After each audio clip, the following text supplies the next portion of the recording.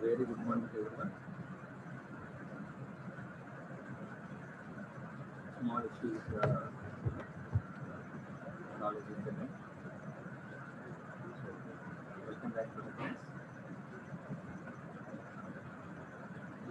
So, in the previous class, we have discussed the concepts regarding to the root locus method.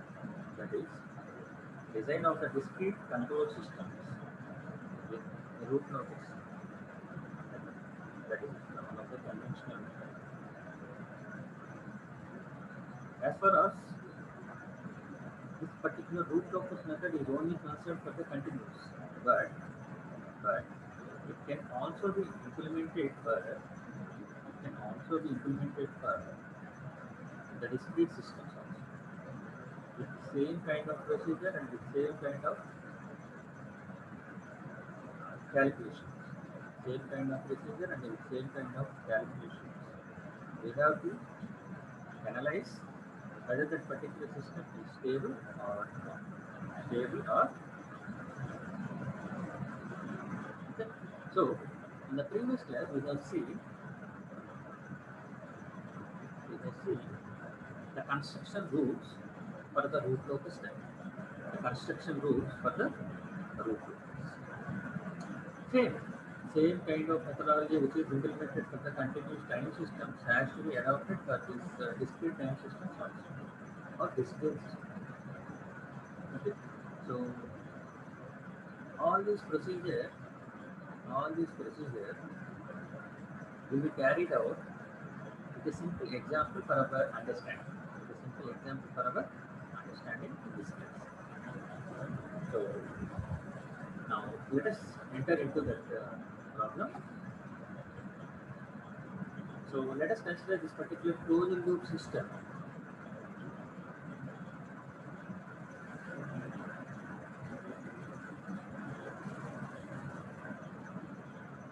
Let us consider this closed loop system, which is consisting of a unity feedback pump, and it is having a controller, G conjugate V of x, and a zero order code circuit along with a plan, which is having a transfer function of 1 divided by s. So whenever the zero order code is in the conjugate with the plan, is in the conjugate of the plan, while talking about the jet transforms, we have to take this particular zero order code circuit has 1 minus z inverse 1 minus z inverse into z transform of is plan divided by x. Is plan divided by x. The same kind of methodology is going to be adopted here. So yeah, the jet transform of this particular circuit zero order code along with the plan can be taken as 1 minus z inverse into z transform of plan divided by x. Plan value is 1 divided by x plus x. So 1 divided by x into x.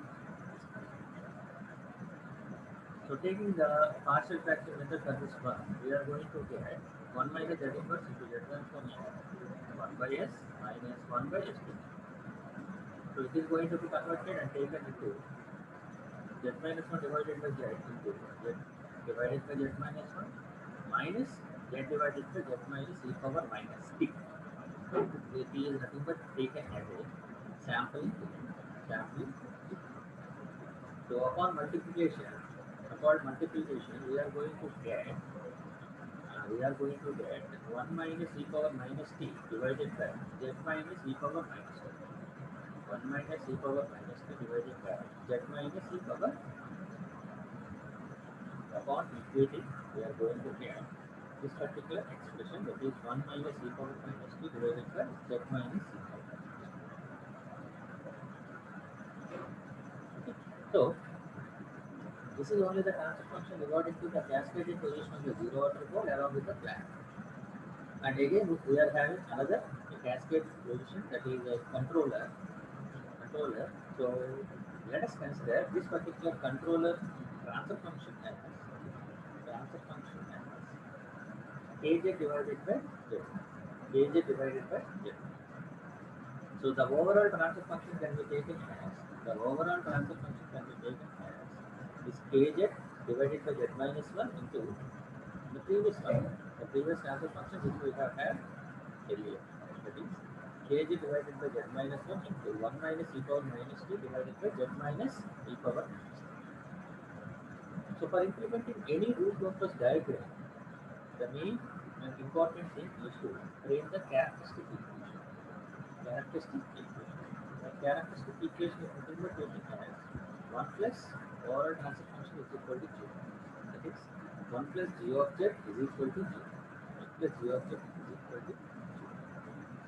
So we have taken that one as 1 plus 1 plus kz into 1 minus e power minus t divided by z minus 1 into z minus e power minus 1. E power. So let us consider this particular p value, sampling period p value as 0.5. 0.5. We are going to get this L object. L object means that is nothing but 1 plus g of z. 1 plus g of z is going to be taken as L object, which we have discussed earlier here. Here, see this one. 1 plus g of z is nothing but taken as 1 plus L of z. Okay? So therefore, the overall transfer function is going to be taken. That means after calculation of 1 plus g of z, it is going to be taken as L of z with capital T is equal to 0.5 seconds. We are going to get L of z is equal to 0.3935 kz divided by z minus 1 into z minus 0.6065. 0.6065. So it is going to be obtained when p is equal to 0. P is equal to 0. That means consider the denominator coefficients. We are going to be able to find out that this particular transfer function L of z is going to have two poles. One is at 1 and one is at 0.606. And a 0 is at the two poles at 1 and 0.6065. And while talking about the zeros, we are having only one zero, that is at z is equal to 0. So next thing we have to calculate is, or implement is breakaway or breaking points. Breakaway or breaking points. So while talking about the breakaway or breaking points, it is going to be calculated with an expression, that is a differentiation of the coefficient with the transformation. Differentiation of a constant value with the transformation which we have taken, whether it means a lossless or the. That means in terms of the coefficient values. Therefore, the breakaway or breaking points is going to be calculated by just an expression, that is dk divided by dz is equal to dk divided by dz is equal to dk divided by dz is equal to. So from this particular expression, from this particular equation, we have taken capital K is equal to, we have obtained capital K is equal to minus z minus 1 into z minus 0.6065 divided by 0.3935 z. 0.3935. So the breakaway point or breaking point is going to be calculated with the differentiation with respect to k, that is dk divided by dz is going to get as minus z square minus 0.6065 divided by 0.393z, sorry, 0.3935 z square. Z has to be equated to the z. That is equal to dk divided by dz is equal to minus z square minus 0.6065 divided by 0.3935 z square is equal to.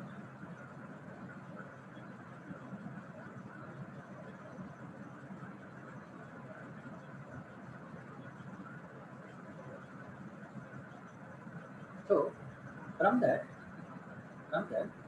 we have to find out the range of the cat, the range of the k, the range of the k, the range of k. So from this particular value, z square is equal to 0.6065. Here the 0 tab, that is going to be equated, that means this z square minus 0.6065 is going to be equated to 0. So z square is going to be taken as 0.606.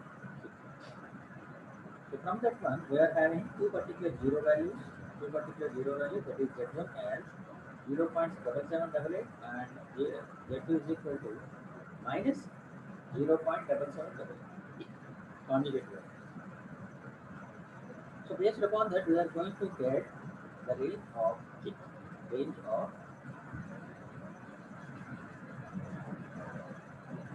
So in order to obtain the critical values of k, that is the range of the k, we have to take the reciprocal of that value, and just substitute the poles, that is at 1 and 0.6065. So just substituting that particular value, we are going to get the k value as 8.165.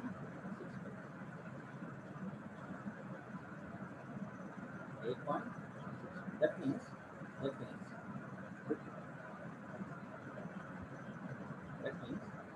with this particular value, we have to go for the analysis purpose of the root locus diagram. Here we are able to find out.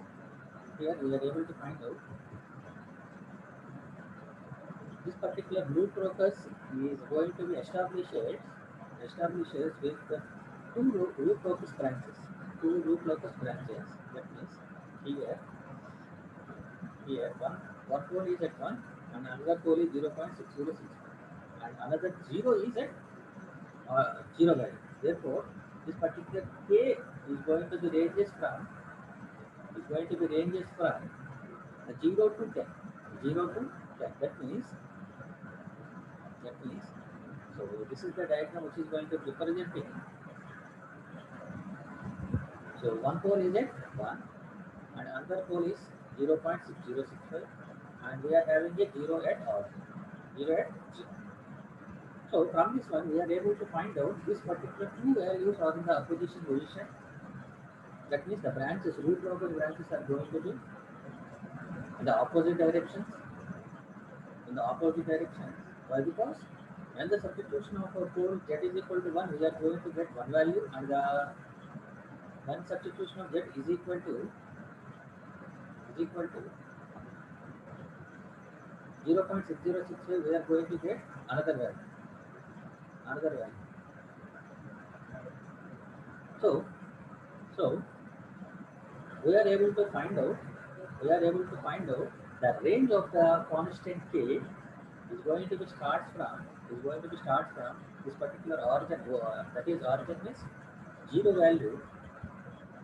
value to the maximum value which we have obtained when the substitution of the pole. To the maximum value which we have obtained with the substitution of pole z is equal to 1. Therefore, the range of k is going to be stated with between the zero value and the maximum pole, that is, and z is equal to substituted as 1.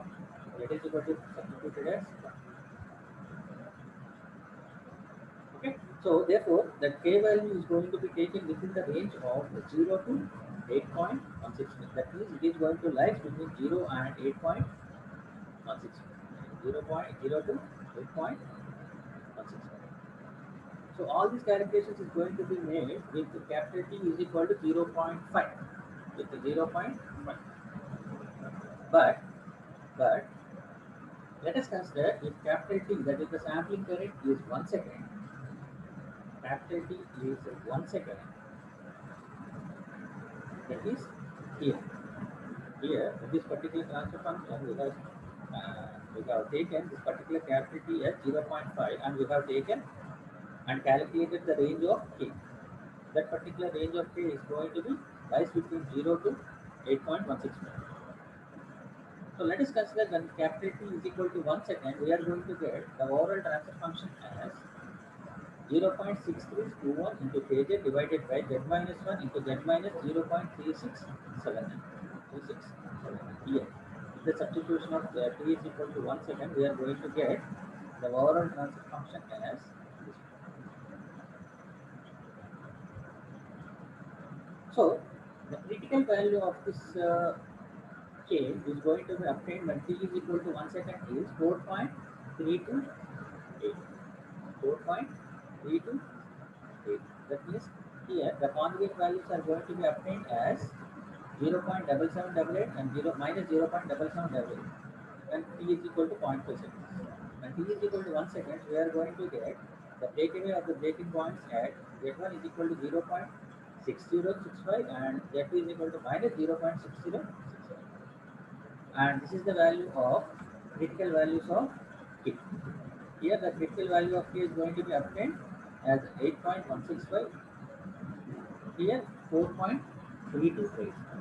But try to observe that whenever the sampling period is going to be increases, sampling period is going to be increases, the critical gain value is going to be decreases. Critical gain value is going to be decreases. This is the point which you have to identify from this calculation. Whenever the sampling period is going to be taken increases, the gain values is going to be decreases. Gain value is going to be decreases. So with this impact, the stability criteria is also going to be taken into account. That means this particular impact which shows a further impact on the stability of the system. Further impact on the stability of the system. So let me explain that one.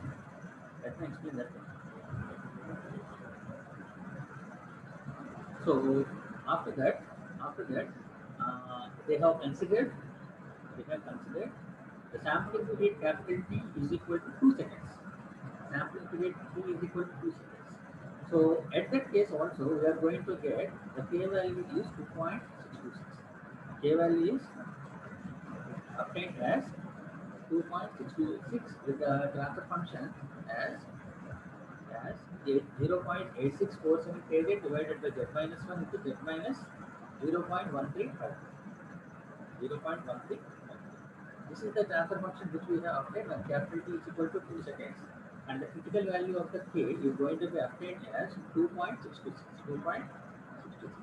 That means when capital T is equal to 0.5 seconds, the gain value is 8.165 and similarly when capital T is equal to 1 second, the gain value is 4.328 and when capital T is equal to 2 seconds, the gain value is 2.66. 2.66. That means whenever the sampling period is going to be taken into the increasing, the gain value is going to be decreasing. Critical gain value is going to be decreasing. So that is going to be taken into the account. So now let us investigate the effect of the sampling period on the steady state error. Here we have seen or investigated the analysis of sampling period with respect to the critical gain. So whenever the sampling period is going to be taken increases, the critical gain is going to be decreases. This is the one analysis we have taken from the root locus diagram. And another one, we have to investigate the effect of the sampling period with respect to the steady state error.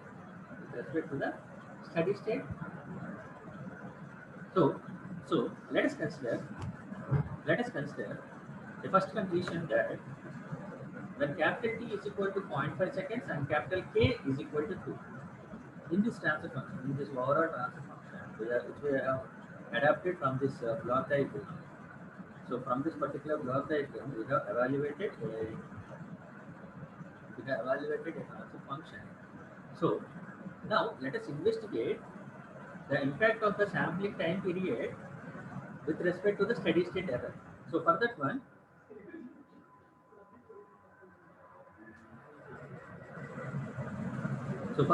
we have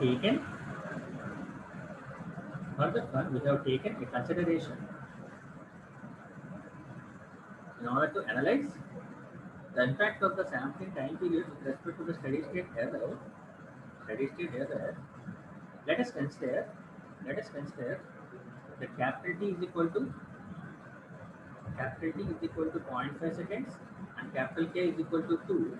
We are going to get the Swaral transfer function as g of z is equal to 0.767z divided by z minus 1 to z minus 0.606. G of z is equal to 0.787z divided by z minus 1 into z minus 0.606. So this particular transfer function is a second order transfer function. That means what type of the error constant is going to be calculated? It is nothing but a velocity error constant. Velocity error constant. If it is a single order system, we have to calculate the position error. If it is a second order system, we have to go for velocity error. And if it is a third order system, we have to go for a acceleration error. Acceleration error. Why? Because for remaining systems, that means remaining types, the value is 0. So we have to go for the analysis purpose of steady state error with respect to the velocity error. Velocity error. So that velocity error is going to be calculated with kv is equal to limit z tends to 1, z minus 1, sorry, 1 minus z inverse into g of z divided by capital T. 1 minus z inverse into g of z divided by capital J t is nothing but taken as 0.5 seconds and k is 0.5 seconds. Therefore, the kV value is going to be obtained as 4 and the steady state error is nothing but the reciprocal of kV. It is steady state error is equal to 1 by 4, that is 0.2. 0. So we have obtained the steady state error when capital T is equal to 0.5 seconds. Capital T is equal to 0.5 seconds. We are going to get the steady state error value as 0.2. 0.2. And similarly, let us consider, that means let us increase the sampling period from 0.5 seconds to the 1 second without change of K value. Without change of K.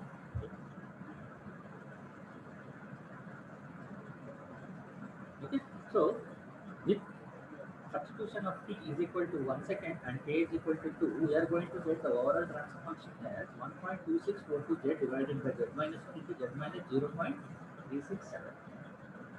And the velocity error is going to be calculated with expression limit z tends to 1, 1 minus z inverse divided into g of z divided by capital T, where capital T is going to be taken as 1. So kv is going to be obtained as 2. And the steady state error we have to take in as the reciprocal of kV, that is 0.5. 0.5. So in this one also let us consider when capital T is equal to 0.5 second, the steady state error is 0.25, and when capital T is equal to 1 second, the steady state error is 0.5. That means increase. And similarly, let us consider that capital T is equal to 2 seconds without change in capital K. We are going to get the overall transfer function as g of z is equal to 1.7294z divided by z minus 1 into z minus 0.135.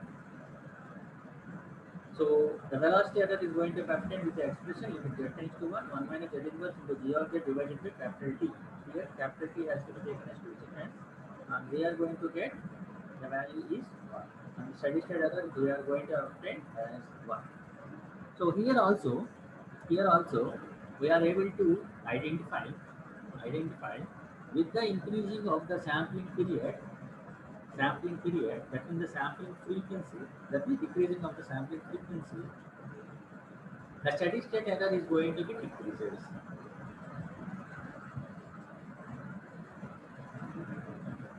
So with the increase of the sampling period, the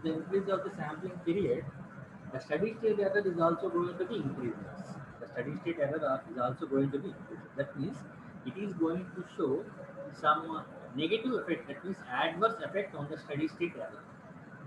With the increasing of the sampling period, that means the decreasing of the sampling period frequency, it is going to show a negative impact on the steady state error. That means adverse effect on the steady state error.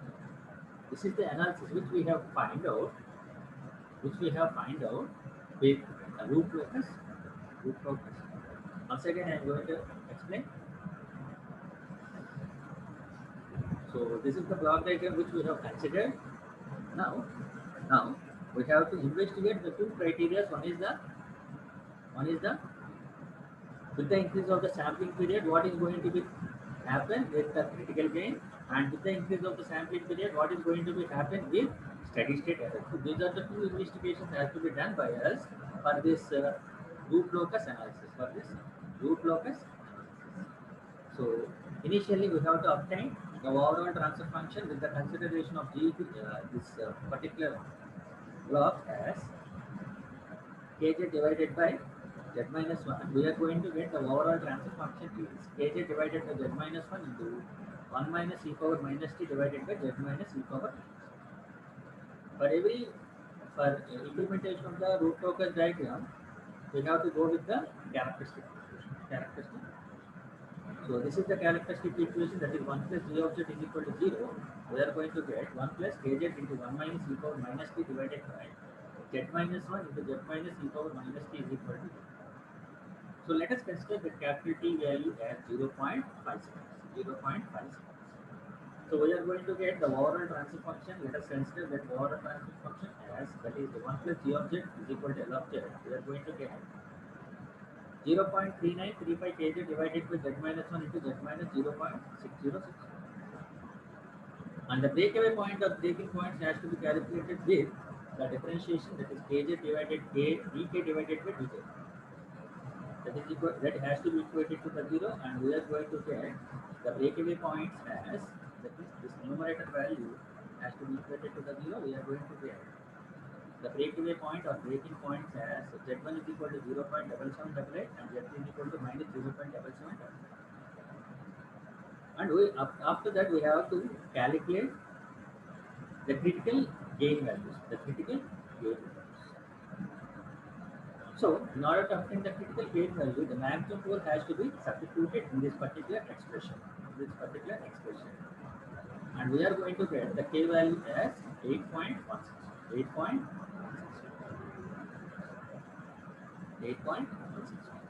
And let us consider, and this particular k value is going to be obtained when t is equal to 0.5 seconds. 0.5 seconds. So let us consider when capital T is equal to 1 second. Capital T is equal to 1 second. We are going to get the overall transfer function as 0.6321 kj divided by z minus 1 into z minus 0.36. And we are going to obtain the breakaway points at 0.6065 and minus 0.6065. And the critical gain value is going to be obtained as 4.328. 4.328. That means the sampling period has been increased by 0.5 seconds. The gain value has been decreased. The gain value has been decreased. And further we have taken with the substitution of capital T is equal to 2 seconds. The substitution of capital T is equal to 2 seconds. We are going to get the overall transfer function as 0.8647 kj divided by z minus 1 into z minus 0.1353. And the critical gain value has been obtained as 2.626. 2.626. That means with the increment of the sampling period, the critical gain value is going to be decreasing. The critical gain value is going to be decreasing. This is the one investigation we have taken. That means there is an effect of the sampling period over the critical gain value. There is an effect of sampling period over the gain value. That means with the increase of the sampling period, the gain value is going to be decreasing. Gain value is going to be decreasing. And further, next investigation we have taken is what is the impact of the sampling period with respect to the steady state. Sampling period with respect to the steady state. So let us consider the overall transfer function.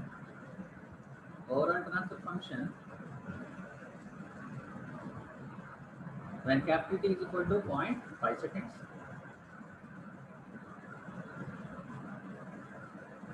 When capital T is equal to 0.5 seconds and capital K is equal to 2.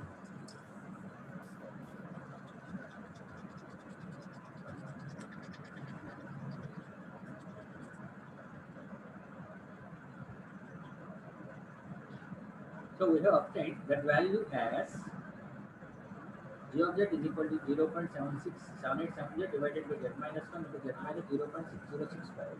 But this is the second order equation and we have to go for the velocity of the thermistor.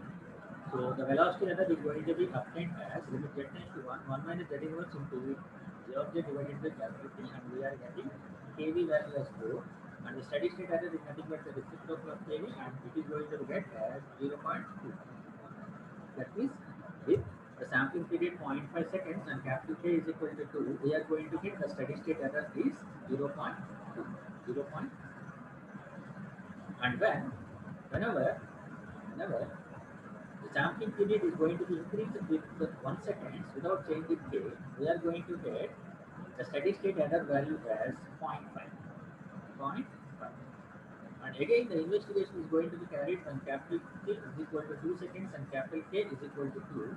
We are going to get the steady state error value is 1. That means,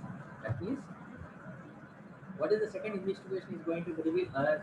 With the increase of the sampling period, the steady state error is also going to be increasing. That means with the increase of the sampling period means increasing of the sampling frequency, it is going to show a negative results on the steady state error. Negative error on the steady state error. That is the adverse effect on the steady state error. That means two investigations have to be taken. One is with the increasing of the sampling period, the critical gain is going to be decreased. This is the first investigation, and the second investigation is with the increasing of the sampling period, the steady state error is also going to be increased. Steady state error is also going to be increased. These are the two investigations has to be taken with respect to the root locus diagram. Root locus. Okay. So this is the calculation part regarding to the root locus diagram. And we have completed two topics in Unit 5, that is the transient and steady state responses and their specifications, and root locus diagram representation. And next, the remaining topics is we have to go for the compensators. One is the lag compensator and lead compensator. These are the pending topics which are going to be taken in the next classes of Unit 5. So with this, I am going to wind up the class for today. Thank you everyone. Have a nice day.